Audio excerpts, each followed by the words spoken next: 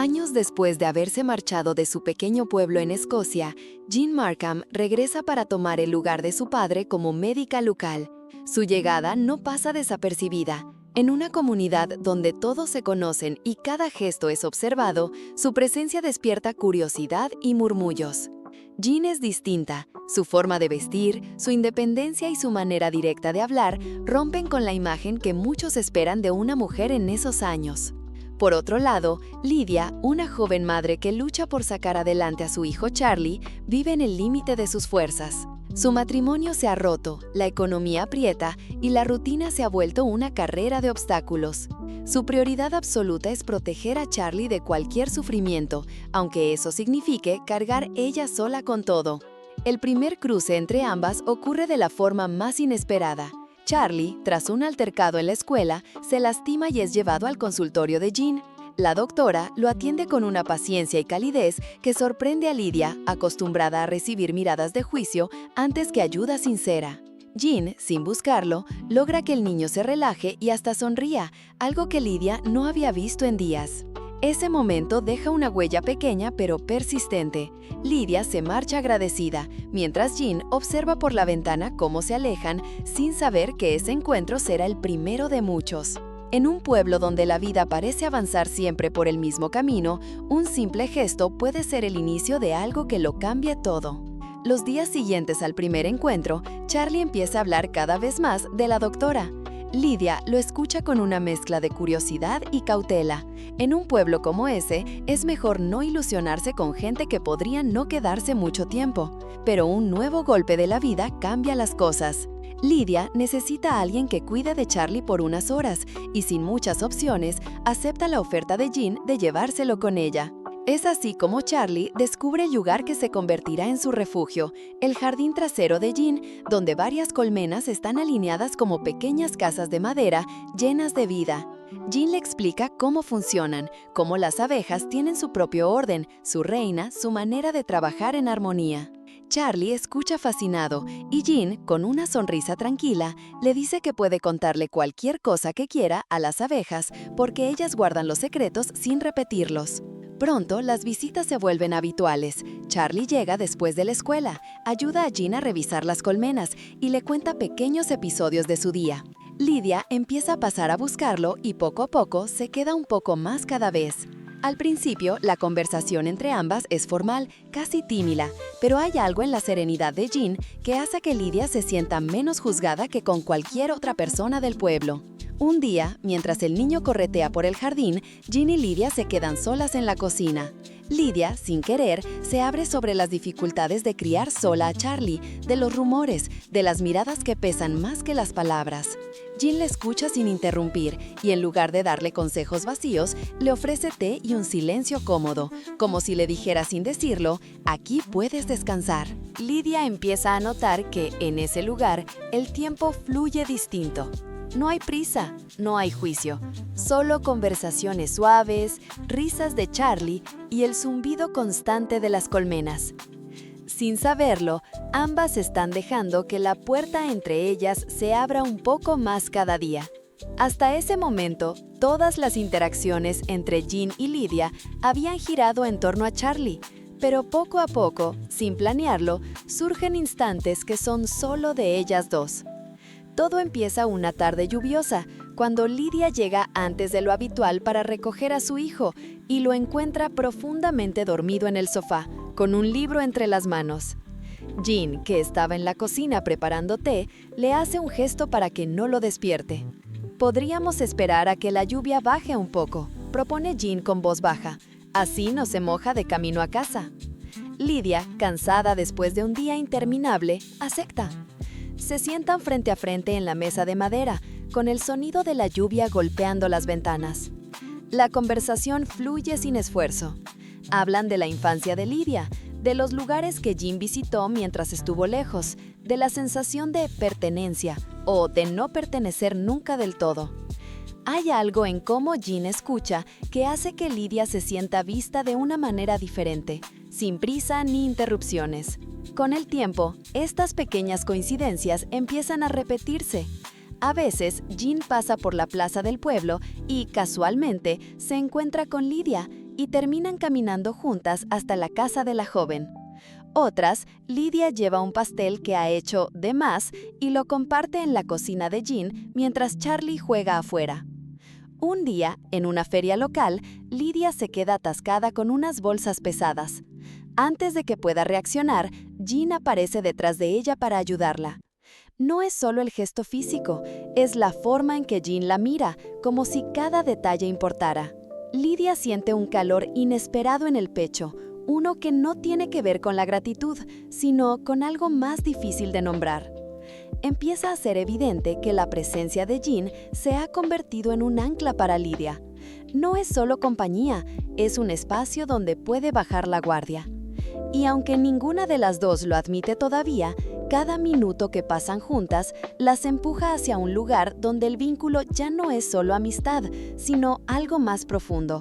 Algo que el pueblo, con sus ojos siempre atentos, probablemente no aceptaría.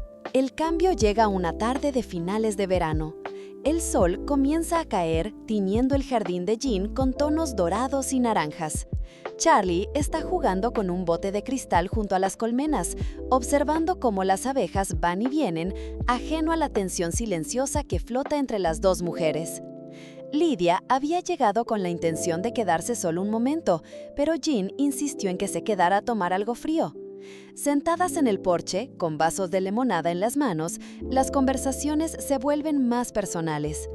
Jean le pregunta por su infancia, por los sueños que tenía antes de casarse, y Lydia se sorprende respondiendo con sinceridad, revelando partes de sí misma que rara vez comparte. El ambiente es sereno, pero cargado de una energía distinta.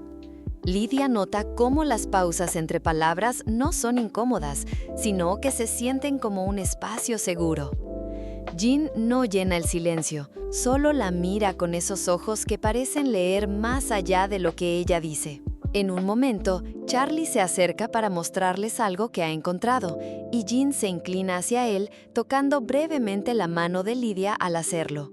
Es un roce mínimo, pero suficiente para que Lydia sienta un impulso extraño, un latido más fuerte, como si su cuerpo estuviera reconociendo algo que su mente aún no se atreve a admitir. Cuando Charlie vuelve a sus juegos, Lydia intenta recomponerse, pero Jean la observa con una media sonrisa. «Hay cosas que no se pueden esconder para siempre», dice suavemente. No es una declaración abierta, pero tampoco es inocente. Esa frase queda suspendida en el aire. Lydia sabe que en cualquier otro lugar, en cualquier otra circunstancia, podría fingir que no ha entendido el mensaje. Pero aquí, en este jardín, con el murmullo de las abejas de fondo, no puede ignorarlo. Lo que siente por Jean ya no es una idea difusa, es una realidad que ha cruzado el umbral de lo inevitable. Y aunque ambas saben que el pueblo no lo vería con buenos ojos, también saben que hay momentos en la vida que no esperan, que no se planifican y que, cuando llegan, no se pueden dejar pasar. Después de aquella tarde en el porche, algo cambia. Lo que antes parecía depender de la casualidad empieza a convertirse en hábito. Ya no es solo que Lydia pase a buscar a Charlie y se quede un rato charlando. Ahora, Jean busca motivos para invitarla, y Lydia inventa pequeñas excusas para aparecer. A veces Charlie está presente y otras no. Un día, Jean la llama temprano para pedirle ayuda con unas cajas pesadas de la consulta. Lydia podría decir que no, pero acepta sin pensarlo. Cuando llega, se encuentran solas y la tarea dura mucho menos de lo previsto. Lo que sigue es una conversación tranquila que se alarga durante horas, acompañada de café y del sonido lejano del pueblo como si estuviera en otra realidad. También empiezan a encontrarse fuera de las casas. Una caminata al mercado, un paseo improvisado por los campos cercanos o incluso una visita rápida a la biblioteca local que termina con las dos sentadas en un rincón hablando en voz baja mientras el resto de la gente pasa sin prestarles atención. Pero ellas sí se prestan atención, toda.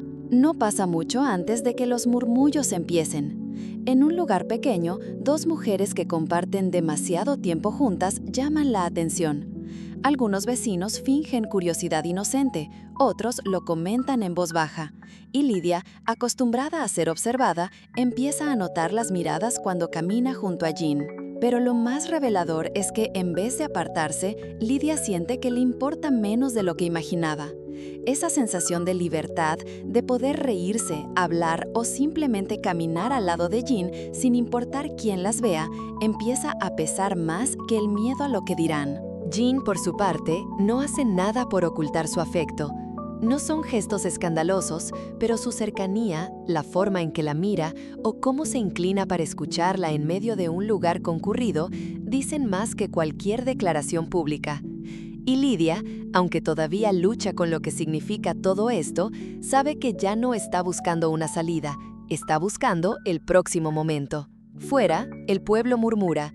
Dentro, entre miradas y palabras medidas, Jean y Lydia construyen un espacio propio, un refugio donde el resto del mundo no importa. El equilibrio frágil que Jean y Lydia habían mantenido empieza a resquebrajarse una tarde de domingo. Lydia había aceptado acompañar a Jean a las afueras del pueblo para ver un terreno donde alguien quería instalar nuevas colmenas. El paseo, lleno de risas y charlas despreocupadas, se alarga más de lo previsto. Al regresar, pasan por el centro, donde varias personas las ven juntas, con gestos de complicidad que no necesitan palabras. No es un abrazo ni una caricia evidente, pero en un lugar donde los rumores viajan más rápido que el viento, es suficiente para encender comentarios. Al día siguiente, Lydia nota que las conversaciones en la panadería se detienen al entrar y que algunas vecinas la miran de reojo. Jean, acostumbrada a la discreción selectiva de la comunidad, no parece afectada, pero sabe que esas miradas tienen peso, especialmente para alguien como Lydia, que depende del trabajo y la aceptación mínima para criar a su hijo.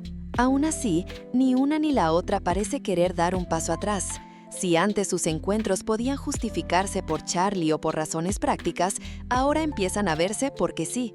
Una tarde, Jean la invita a cenar a su casa y Lydia acepta, aún sabiendo que en el pueblo no tardarán en enterarse. La velada es tranquila, con velas encendidas y música suave. Hablan de sus vidas, de lo que han perdido y de lo que han encontrado, y, aunque el tema de qué dirá la gente flota en el aire, ninguna quiere arruinar ese momento con miedos ajenos. Pero la realidad no tarda en golpear. Días después, en la escuela, una maestra comenta a Lydia que algunos padres han empezado a murmurar sobre la influencia de Jean en Chari. El comentario es tan velado como hiriente. Lydia siente una punzada de rabia mezclada con temor. Sabe que en un lugar como ese, las habladurías pueden volverse un problema real. Esa noche, Lydia se queda despierta mucho después de que Charlie se duerma. Piensa en todo lo que ha construido, en lo que arriesgaría y en la sonrisa de Jean, en cómo se siente a su lado. Por primera vez, la balanza no está clava y entiende que muy pronto tendrá que decidir si sigue el camino que el pueblo espera o el que de verdad quiere recorrer. Los días siguientes se sienten como caminar sobre un suelo que cruje. Las miradas se han vuelto más directas, las conversaciones a media voz más evidentes. Lydia lo nota en cada rincón del pueblo, en el mercado, en la escuela, incluso en la iglesia, donde algunos rostros se endurecen al cruzarse con el suyo. Jan, en cambio, mantiene una calma que desconcierta. No es que ignore lo que pasa, sino que parece negarse a vivir con miedo. Esa actitud tranquiliza y a la vez asusta a Lydia porque sabe que Jan puede resistir el juicio del pueblo, pero ella no está segura de tener la misma fuerza, especialmente cuando Charlie podría verse afectado. El punto de quiebre llega una mañana en la que Lydia recibe la visita inesperada de su tía, una mujer de carácter firme y lengua afilada. La conversación empieza con banalidades, pero pronto se torna en una advertencia disfrazada de preocupación. «Mira, niña», dice la tía, inclinándose hacia ella, «no todo el mundo es como tú piensas, y si sigues dejándote ver con esa doctora, no sé qué oportunidades te quedarán aquí». Las palabras le caen como un golpe. Lydia guarda silencio, pero esa noche se encuentra en la cocina de Jan contándole todo. Jan escucha, apoya sus manos sobre la mesa y le responde con calma. Si lo que sienten es real, no hay pueblo en el mundo que pueda borrarlo. El silencio que sigue no es incómodo, pero sí está cargado de un peso distinto, el reconocimiento de que ambas saben que esto ya no es solo un vínculo especial, sino una elección consciente. A partir de ese momento, Lydia empieza a analizar cada paso.